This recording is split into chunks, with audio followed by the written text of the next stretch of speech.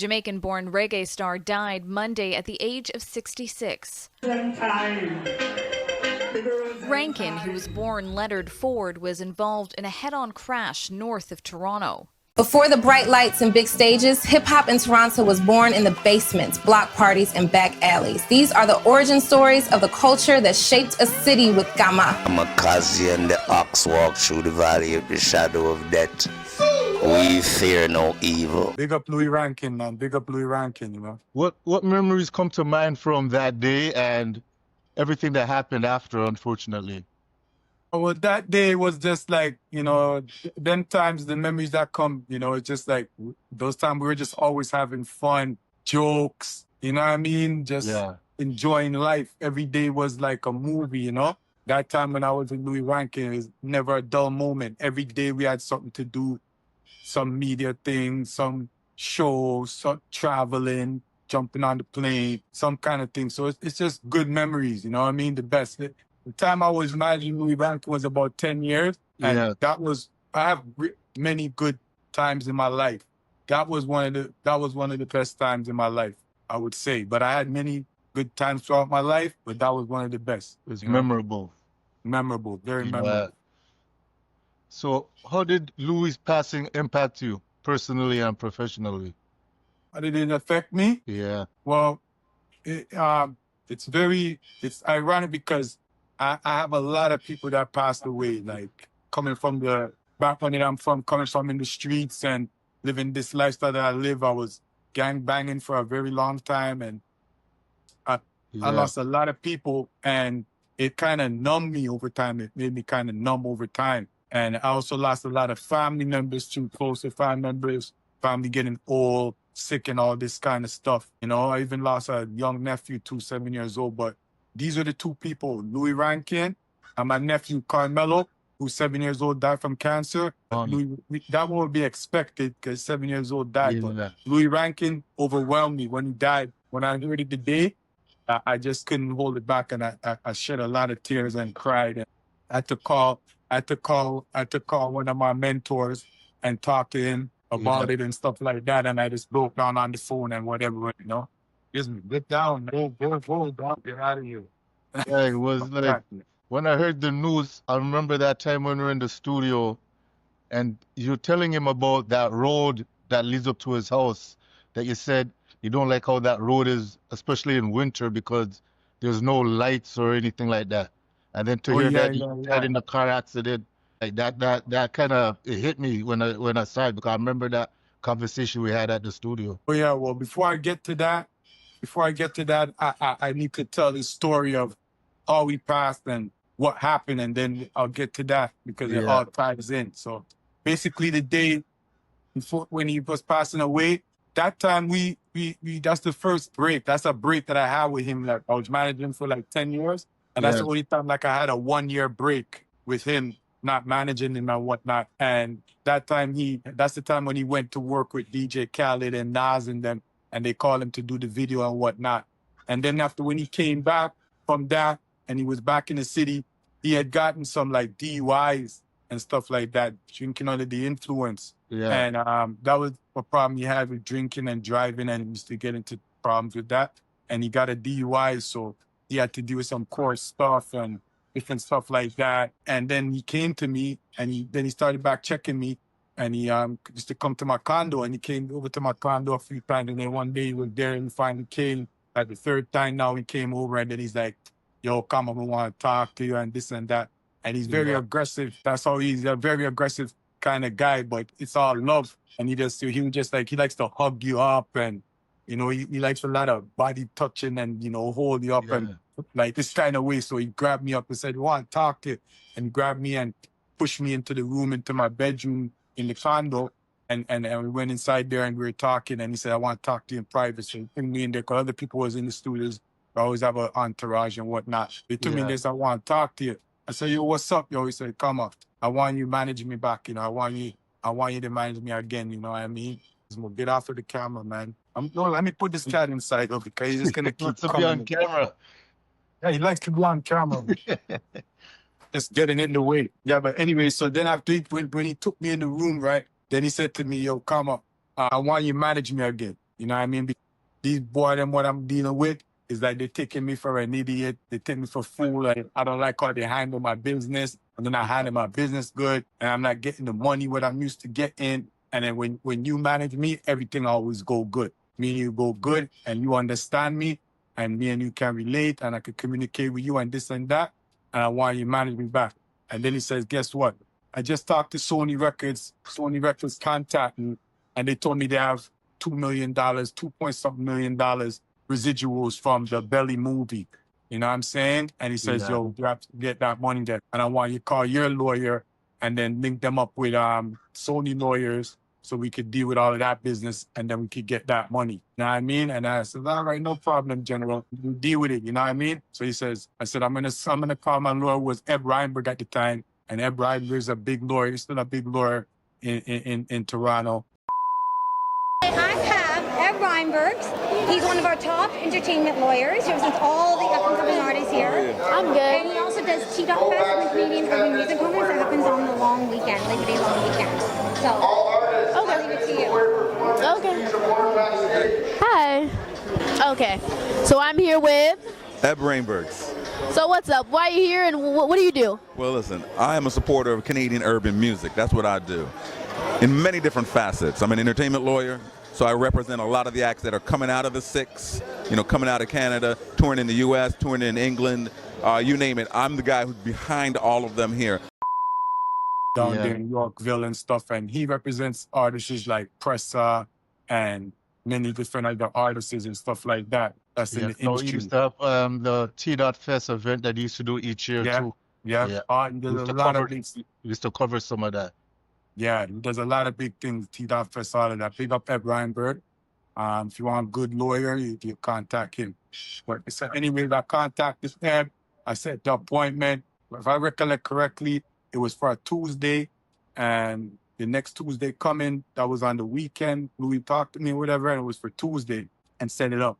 So they were supposed to go do that. And then Louis now, at that time, because of how big he got, since I was dealing with him, like he basically came back to Canada from America.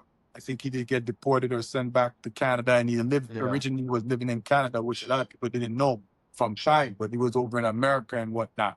And this and that. So when he got back to Canada, he been living here, but he was very kind of quiet on the low. He's still doing stuff where other people was managing him and whatnot, but he didn't blow up as yet. It's how when I started handling him, everything blew up, right? So then now he blew up from the Raptors thing, Raptors to the world, all this kind of stuff.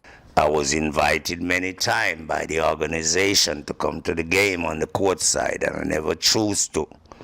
So I speak to one of the Raptors promoter, which contact me, and they says, listen, can you do a Instagram thing? And, I like money, so I says, what's the budget? But even though I was thinking about the budget, even if it wasn't a budget, I would have done it anyway, but I asked for the budget because it's a business organization. Call me. All right. I agreed. And I says, guess what? I'm going to promote the Raptors, and I'm going to change the name to Raptors.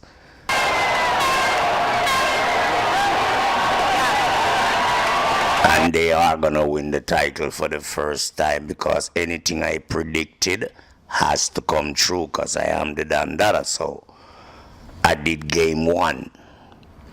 I did game 2. They win all the games that I did. I did game 3. They won that. Game 4, they won that. But game 5, no, they won. I think they lost one of those games that I said before. But game 5, if you notice, and if the world noticed, I never predicted that game. That game 5 was in Toronto. I never predicted that. That was not posted and promoted by me on Instagram or social media. You know why? Because I know this game. I know no man is an island, no man stands alone. So I feel like Stephen Curry is a very great player. So does the rest of them, Green and all of them. They are dominant and they're champions.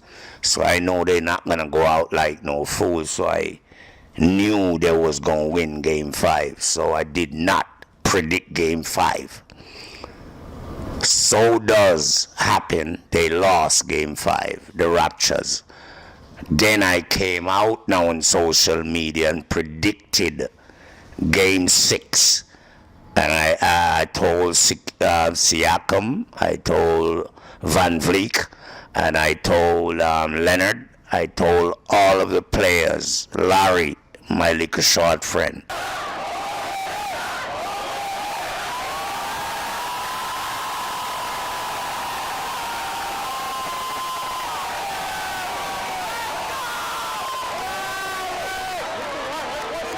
I says, I'm sending y'all to the bay, and y'all not going there on a banana boat.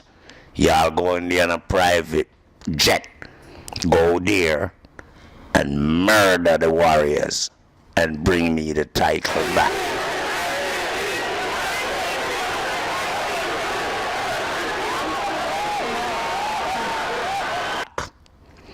And that's what happened.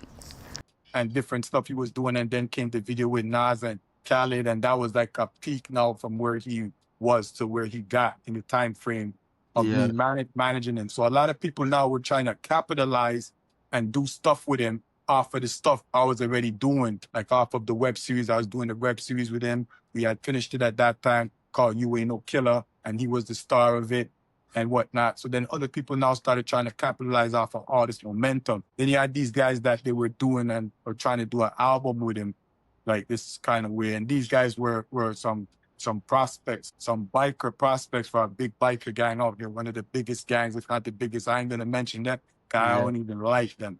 You know what I'm saying? They were prospects for this bike club, and they had him. But at the time, what people didn't know is, like, Louie Rankin, he looks good and stuff for his age, and he's healthy. He has good, strong body and everything, and he doesn't look like his age. But he was very getting old at that time. So things were starting to deteriorate, like his eyesight and stuff like that. And then staying up late wasn't good for him, and then drinking a lot wasn't good for him, and all this different kind. And he was doing all these stuff. You know what I mean?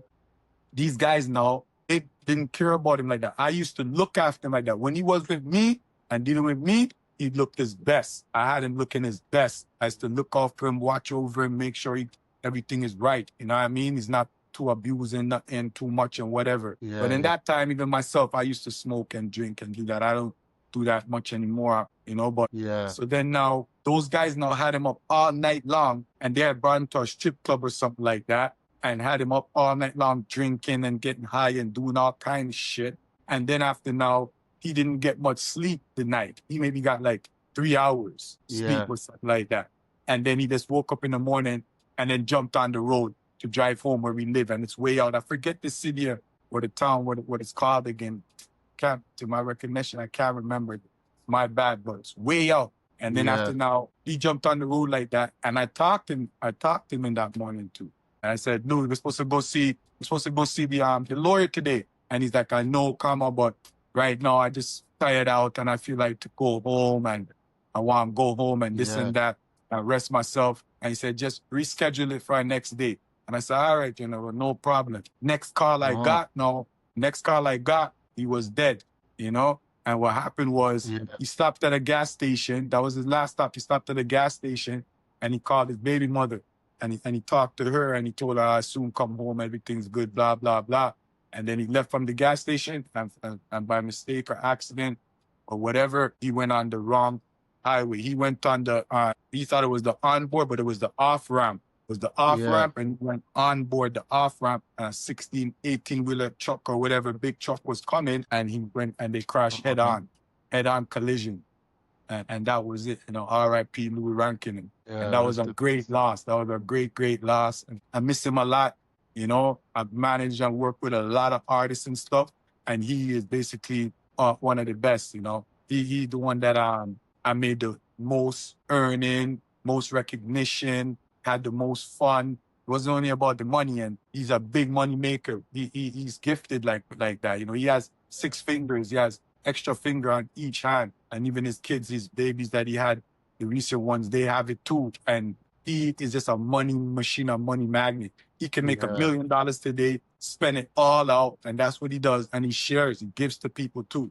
And he'll spend it all out, and then by the nighttime come, we have to get more money and blah, blah, blah. And by the nighttime now, we're making more money again. The next day, we're making more money again. More money's coming in, you know, and especially in Jamaica. He's a hustler. Yeah, he's a hustler, bro. Yeah, He's blessed. It's mystical. He's different, you know. And when he's in Jamaica and stuff, you know, the people in them, they worship him. You won't even believe how they deal with him when they see him coming, because I guess over the years and the decades, they know of him. They know, like, when we see Louie Rankin, he's going to bless us up. And that's what he used to do. Any amount of money we had on him, we'll be driving in Jamaica, moving around like this, and he'll pull over. He'll see people, regular people, and they'll say, pull over here. So pull over there, and we pull over. And when he hops out the vehicle, they see him at the vehicle, they come to the car. Yo, Louie, yo, Ox, oh, Bruckshot, bro, whatever. And they come to the car like this and they go nuts. And then he'll just shell off and give them money, give them beer cash, and give everybody beer money till all the money's done. And then we got to get more money again. You know what I'm saying? Yeah, and he made and he shared. What's that? Said he made and he shared. Yep, that's what with he his did. riches. Yeah, man. Yeah, he shares his riches. He makes the money and he shares the money. You know what I mean? One man, he's not tight with his money, man. Yeah. And he lives life. He knows how to live life. He doesn't get money and hold it and just clinch on and do it. He gets the money, he lives life. Everybody around him is gonna eat food, drink alcohol. And most of the money he used to make me collect it. But anytime any money making, they just say deal with Kama. Give the money to Kama or whatever. And I have all the money and this and that. But he'll spend all his money what he make, and then he'll say, Kama, I need more money and I need more money. Then I would have to give him money out of my money. But I know we always make it back anyway, so I didn't mind. No, I remember when I was interviewing him and he was telling me, catch the shoe. Full shot. Mad at DMX because after the set, he stole the whole bowl of weed off my table in my mansion and drove away with it. And I called him. I says, where's the bowl of weed? And DMX called me back and says, I got it, but I leave you the ones that roll, you know? Big of yourself, D. Yeah, man, with a shoe that I got him, a red bottoms. That red bottom was about $15,000. Can't remember, $9,000 or $15,000 for that one. I had bought, you know, and I gave it to him as a gift. You know what I mean? So the project that he was working on with DJ Khaled, he recorded any music? With Khaled? List? With Khaled? Yeah. No, they didn't get to that part. They were going to, and they were getting towards that, I guess. But then after he passed away shortly after. There's a documentary movie going on coming up soon with DJ Khaled that I'm going to be a big... There is a lot of things going on for me right now. I think my blessing, when I thought I resigned, it's like God says, no, you just started. So I'm like, you know, I guess the world see that I am that one. Like Khaled said, I'm the one, I am that one. I brought Louie Rankin in Trinidad. Louie Rankin, if he was alive right now, he's going to tell you, he loves Trinidad and they love him there. And then he went there with his one soldier, Crime, and Crime came with us. And Crime came with us to Trinidad and we shooting, you ain't no killer. And then after, when it's time to go home, one day when we were filming up there and the dancehall queen, Baby Star, was there with me too. And Louie Rankin was there and Crime, I brought all of them with me. And when they were up in Laventille now on top of the hill in Low Place, that's a bad place, up on top of St. Paul Street, up in Low Place. And then the dancehall queen, Baby Star, she said, my skin a bite me up here. I don't like it. My skin's biting me. You just see him bad man with their whole face tattooed up there. All kind of man, their bare back, all kind of thing. They look like some of the most deadliest man on earth, Bridget. All Louie Rankin said, man, I like it up it come after we're done what we're doing. No one left, yes, so. We need to leave, yes, so like this, man. I feel comfortable. They're from Small when Sparrow singing about it. Yes. And Louie Rankin said, they're not comfortable. I said, all right, you guys are not comfortable. I just get a ride for them. I said, take them back to the hotel and let them go back to the hotel. And I just stay up there with the man them. And then after one time I was in my hotel in the Hilton and it was night and I'm in my room by myself and I couldn't sleep. And the man told me they're having a party up in Low Place on top of the hill in Laventille. They're having a party tonight and this and that. And I should come and this and that. And everybody's telling me I shouldn't go and this and that. But I couldn't sleep. And I'm in my hotel room. And then after now, it's like 2 o'clock in the morning and I can't sleep. And I said, you know what? I'm going up in the party. buy myself too and put on all my jewelry, everything. All my iced out jewelry, the iced out one, the fucking platinum and the white gold and everything with the diamond. Put it all on, King. And then after went downstairs and got a taxi for myself. I went to one taxi, didn't want to go to the next one. I got one. He said he'll go. He'll bring me. And he said, bring me right up on top of the hill. He said, where are we going? I said, just keep going up on top of the hill until we see it. We'll see it. Don't worry. And the man drove me way up on top of the hill. And I was 3 o'clock in the morning. I reach up and says, I see everybody outside. I said, that's where the party is. Pull over there. I see everybody outside and the man pull over. And then now when I step out the vehicle every man says, they say, boy, I'ma dice you for real, boy. Dice you there, boy. You really come out your house in this night? You really come out the hotel and come up here? Yo, that's a real one. That boy's a real one. He's a real one, you know, Jeff. Say, come, let me go inside the dance. And the man say, he's a real one. And you come up with all your fucking juice too. And every fucking thing. Say, boy, come. And they say, come. And I go in the dance, Virgin. When I go in the dance now, the top boss is in there, Tyson, 6 boss. And you know, he's a man that's moved mystical. You can't even see him. When he comes, he just appears. And when he leaves, he just disappears. You can't see him. He used to do that all the time until he used to give me frustrations and act. I gotta catch this man. I can't let him disappear from me like that. Yeah. And when I'm in the dance now, I go to the back and by the speaker, I'm there for a while. Think, I roll up some weed, think. The man just come out of the back of me in the dark, King. I don't know where he come from. And then he's right beside me, come and die, boy. And I'm like, Ty, where the fuck you come from, Chris? Where the fuck you come out like that? Yo, and he's just smiling like this, laughing. But then he just in the dance for a little bit, and then the next thing he's just gone. You don't even see where he goes. Yeah. So then one time we're on top of the hill now, and it's the daytime, and he come again, and he come out of nowhere, and he appeared like this, and I says, chill, you know. And I told myself the next time I'm not gonna let him slip away from me like that. You know, I'm going to see, watch the man how we slip away, you know. But then I said, you know what? The only way I could do it, right? You have to feel his energy, because you could feel his energy when he comes, because the energy changes. You could feel it. So then I said, so when he leaves now, you must be able to feel it. You know, so I'm there now, and I said, he come, and I feel the energy. And he come, and he's chilling. I said, I'm not going to let him escape me like this, because I don't see when he's leaving or where he's going. I was telling him there for a while, I feel some energy change like this. When I feel the energy change like this, I say, where is it? I look like this, I look around. When I look behind now, and I look like this, he just went around the corner. And he's going around the corner, and then he looked back at the same time and catch eyes with me, and then he's just gone. And I said, holy shit, this man is dangerous, deadly. That's my dog right there. I was down there St. Paul with all the man them the other night. I was just in Trinidad last month. You know? Those are my dogs down there. And then my dog Crime, when I told you that came with Louie Rankin, Crime now link up with the man them, and the man them love him because he's from a garrison in Portmore, Tree West, I forgot which one it is, but he's from the area there. And he now come over there, and the man them just see he's a real one, just like them. But he's a Jamaican, and they love that because Trinidad at one point said, look up to the yard man them and their badness and this and that, you know. So they love the Jamaican badness too, you know. When they met time for the first time, I was surprised when I was down there how much popcorn they were playing. In the area. I was like, I thought I was just gonna have pure popcorn and Vibes Cartel. Everything, but they have parties in their own, bring all the artists and this and that. Squash it down there, all kind of shit. And then Crime was down there. The man just inducted Crime with them, and then Crime now got so close with Bandy, Tyson's brother-in-law. Tyson, the same boss. Now Bandy was a top boss too. And Bandy and Crime got killed together. The man got so close like this. And Crime never wants to stay in the hotel. He doesn't want to stay with us. He just wants to be with Bandy and them.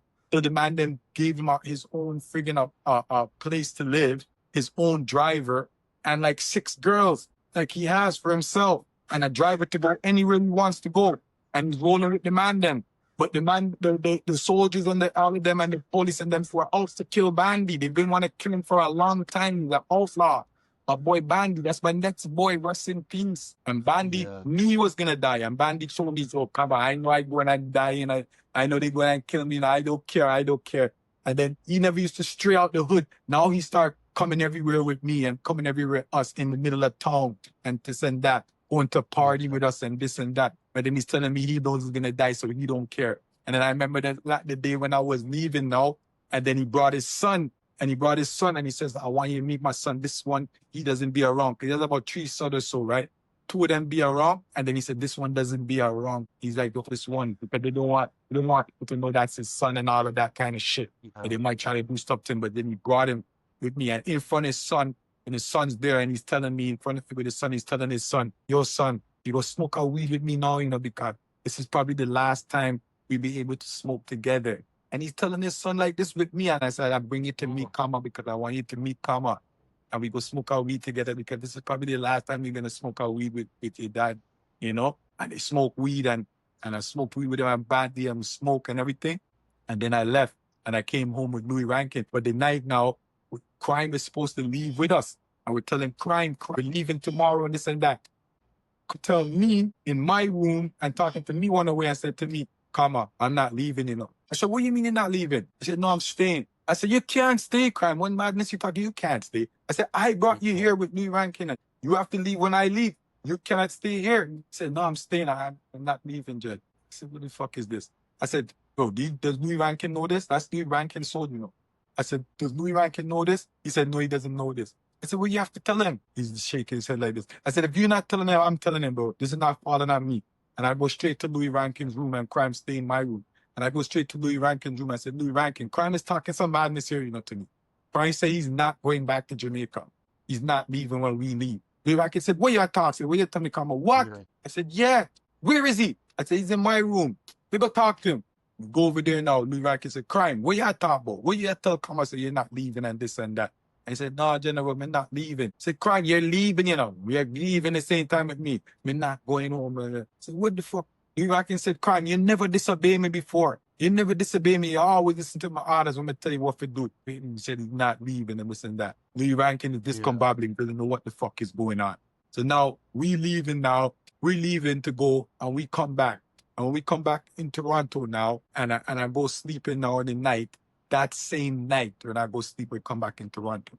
And I go sleep in the night, they kill. And I didn't even tell you the day before all this, when Bandy brought his son and all this with Crime before we're leaving, I was up there on top of the hill. And I stand up where the man them got killed. I stand up right there.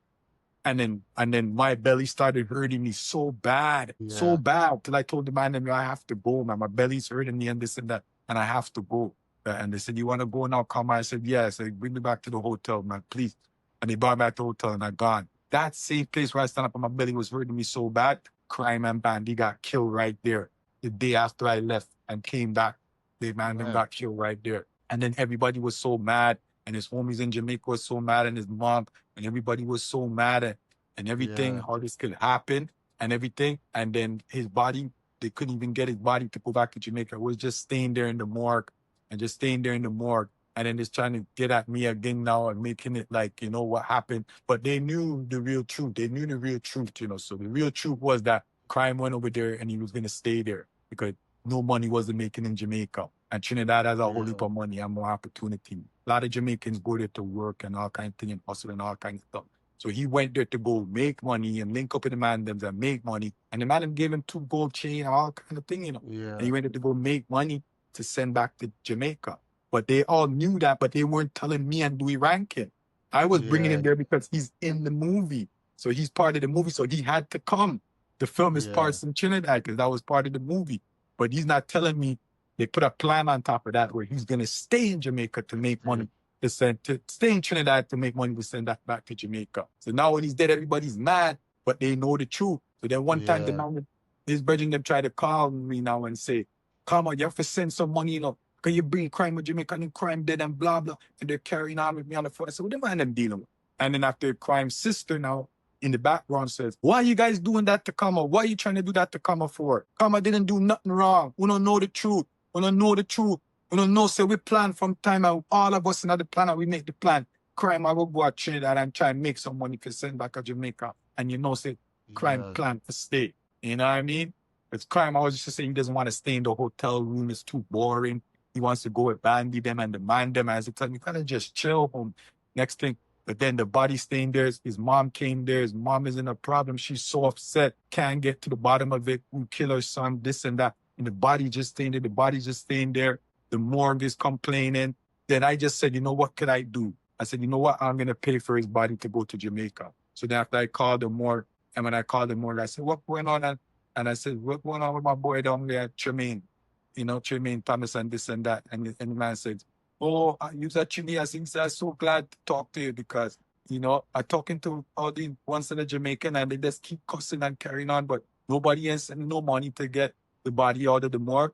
And he said, and the man's swelling up big now. Just now the body go bust, swelling up, and this and that. I said, yeah, he's swelling up. He said, yeah, boy, if you don't get his body and send it soon, his body will bust over here, you know. But if you're sending money to thing, I could prepare the body for travel and this and that. I said, how much is it, you know? He said, 10,000 US. I said, okay, I'm going to send the money. I said, thank God for you and this and that. I said, thank God I've talked to you, yes? And I said, don't worry about it. And I send the money, and then after they send the body, and then everybody was happy, and his mom and them was happy, and this and that. You know, you know. Serious beer stories, beer stories. That one is a next viral moment. There's so much viral moments I had. So when that happened, that went worldwide viral. Every media, every newspaper in England, America, Canada, Toronto, Jamaica, Trinidad, everywhere. When that happened with crime, that went viral. You know what I mean? And they talked about it everywhere. You know what I mean? So sometimes the next thing to say like this is like you're trying to do things to help people and you're doing the right thing, but people have another plan and another intention, and this happens all the time. That's why things go wrong. Before the bright lights and big stages, hip-hop in Toronto was born in the basements, block parties, and back alleys. These are the origin stories of the culture that shaped a city with Gama.